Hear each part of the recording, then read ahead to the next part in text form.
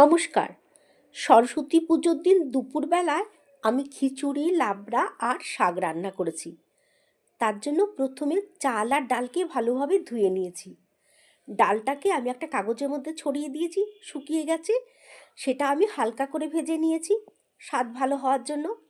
এরপর কড়াইতে তেল দিয়ে তার মধ্যে গোটা জিরে, শুকনো লঙ্কা, তেজপাতা আর গরম মশলা ফোড়ন দিয়ে সেটা থেকে ভালো গন্ধ বেরোলে তার মধ্যে ডাল আর চাল দিয়ে নাড়াচাড়া দিয়ে তার মধ্যে শীতের কিছু সবজি মিশিয়ে দিয়েছি আর পরিমাণ মতো গরম জল দিয়ে ঢাকা দিয়ে দিয়েছি। এরপর নুন, হলুদ আর কাঁচা লঙ্কা দিয়ে ঢাকা দিয়ে রেখেছি যতক্ষণ না চাল আর ডাল সেদ্ধ হয়। নামানোর আগে একটি ঘি, গরম মশলা ছড়িয়ে দিয়ে তৈরি করে ফেলেছি খিচুড়ি।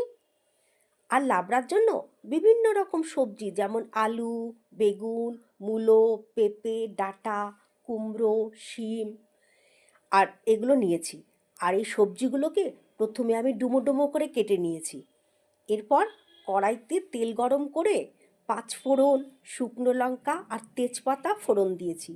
সেটা থেকে ভালো গন্ধ বেরোলে তার মধ্যে সব সবজিগুলো ছেড়ে দিয়ে নাড়াচাড়া করে নুন হলুদ মিশিয়ে সবজিগুলো যখন নরম হয়ে গেছে তখন তার মধ্যে সামান্য চিনি দিয়ে কষিয়ে অল্প জল দিয়ে ঢেকে দিয়েছি। তারপর ঢাকা খুলে নাড়াচাড়া দিয়ে তার মধ্যে সামান্য ঘি আর গরম মশলা ছড়িয়ে দিয়ে তৈরি করে ফেলেছি লাবড়া। খেতে দারুণ হয়েছে। আর সকালে লুচি আর তরকারি খাওয়া হয়েছে তো সেই জন্য আমি কোনো ভাজাভুজি রাখিনি। আর ভিডিওটি ভালো লাগলে প্লিজ লাইক, শেয়ার এবং সাবস্ক্রাইব করতে ভুলবেন না। ধন্যবাদ।